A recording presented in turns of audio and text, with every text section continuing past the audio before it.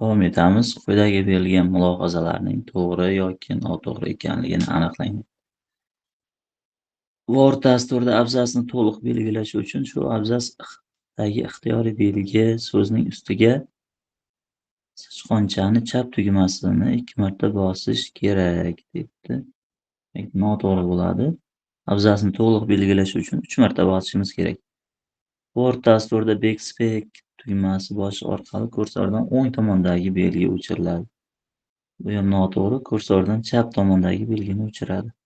Word dasturida belgilangan abzatsni sahifaning ikki tomoni bo'yicha tekstlash uchun Ctrl+K tugmalarini bosish kerak debdi.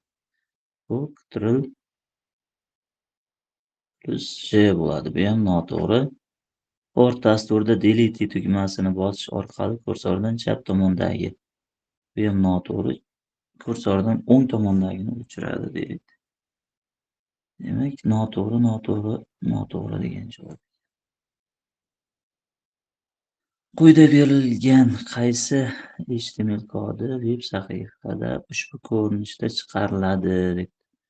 Demak, birinchi satrimiz kattaroq shriftda, ikkinchisi ozroq kichik. Mana bu yerda link yaratilgan. A tegi orqali yaratamiz uni. Demak, A harf bo'lishi kerak. Mana shunga e'tibor bersak, A SRK bo'lyapti, ya'ni bu yerda rasm. SRK rasmni linkini oladi. Bu xato o'zidan. Keyingisi ham yana SRK, buni ham xato chizib tashlaymiz. Ikkita variantimiz qolyapti. Variantimiz bir xil. Demak, bu chap tomondan tekstlar, bu o'ng tomondan tekstlagan. Mana bunda ikkala shriftda ham 20 piksel bo'lganligi uchun bu variantni ola olmaymiz. Mana bu HTML kodining ko'rinishidan ham ma'lum, ikkalasining shrift o'lchamlari ikki xil. Shunda to'g'ri bo'ladi.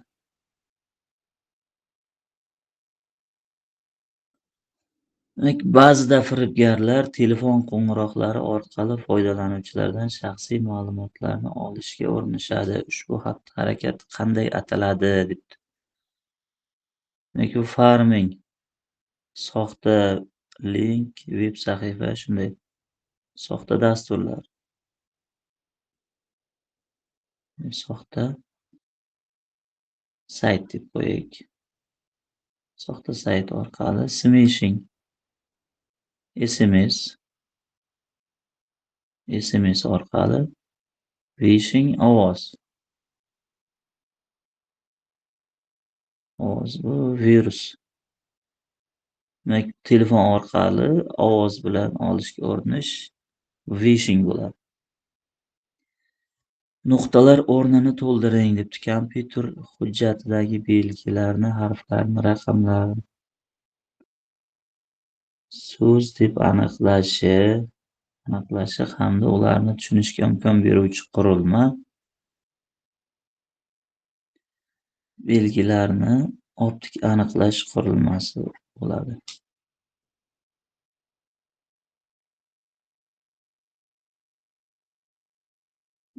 Siz onlayn shaklda foydalanuvchi ma'lumotini kiritmoqdasiz. Parol uzunligi 8-16 belgi va kamida bitta raqam, bitta harf bo'lishi kerak. Validatsiya qo'llanilishi. Qanday validatsiya turi ushbu maydonga mos keladi deb. Demak, bu yerda uzunlik tekshiruvi 8-16 belgi. Muvofiqlik tekshiruvi. Kamida bitta raqam, bitta harf borligi, muvofiqligi. Ushbu berilgan operatsion tizimlar va ularga oid ma'lumotlar to'g'ri moslik hosil qilgan javob variantini belgilang debdi.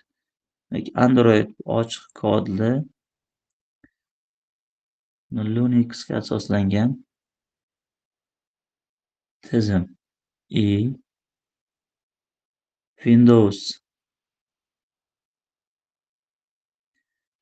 Microsoft kompaniyasi tomonidan shaxsiy kompyuterlar uchun ishlab chiqarilgan ko'p foydalanuvchili GUI, ya'ni Graphic User Interface imkoniyatiga ega.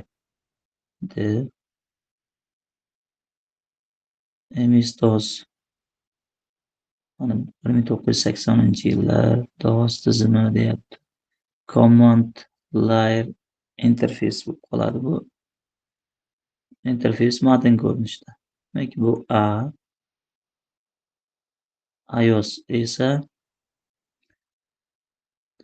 Macintosh deyapti, bu emas. Mobil operatsion tizim bo'lib, 2007-yildan Apple kompaniyasi tomonidan smartfonlar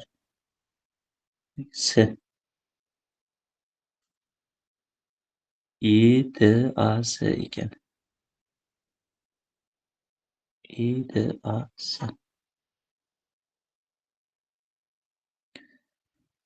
Laylo ikkita butun sonni ko'paytmasini hisoblash algoritmini tuzdi, biroq u hech qanday sonlar jufti uchun to'g'ri natija bermadi. Umuman natija bermagan bo'lsa, bu algoritmning natijaviylik xossasini bajarmayapti. Ushbu HTML kodi orqali hosil qilingan jadval birlashtirilmagan katakchalar sonlar yig'indisi barcha kataklar sonining ko'paytmasiga aniqlaydi. Birinchi nechta katak borligini hisoblaymiz, ya'ni TD'larda hisobini olamiz buni. 1, 2, 3, 4, 5, 6 ta. 6 ta katak.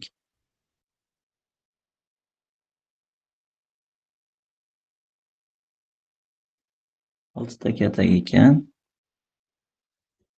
Endi birlashtirilmagan kataklardagi sonlar yig'indisi kerak bizga. Ya'ni 7 plus 8 6 16 ni olmaymiz, bu yerda birlashtirilgan. 8 ni ham olmaymiz, 9. 15 15 30. Demak, 30 ko'paygan 6 180 bo'ladi.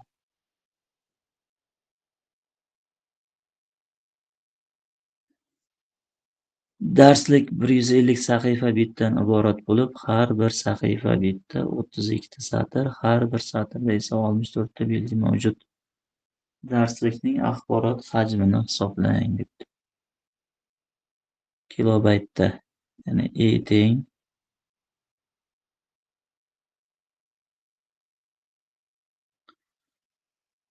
150 ko'paygan 2 ning 5-chisi ko'paygan 2 ning 6-chisi 64. Shuni bo'lamiz 1024 2 ning 10-chisiga baytdan kilobaytga o'tishimiz uchun. Qisqartiramiz. Mana bu yerda 2 ning 1-chisi qoladi. 2 ko'paygan 150 300 kilobayt. 300 kilobayt. Demak, oxirgi savolimiz quyida berilgan mulohazalarning to'g'ri yoki noto'g'ri ekanligini aniqlang debdi. JPEG, PNG, TIFF grafik formatlar hisoblanadi. To'g'ri. RGB ranglar modelida rang tashkil etuvchilari hammasi maksimal ko'rinishda berilsa, oq rangni beradi. To'g'ri. Barcha GIF formatdagi fayllar harakatlanib turadigan animatsion tasvirlar hisoblanadi. Noto'g'ri bu. QSB rang modeli rang to'yinganligi va rang qiymatini anglatib, nomi unga asos bo'lgan 3 ta komponentning bosh harflaridan olingan. Demak, bu ham to'g'ri. To'g'ri, to'g'ri, noto'g'ri, to'g'ri degan.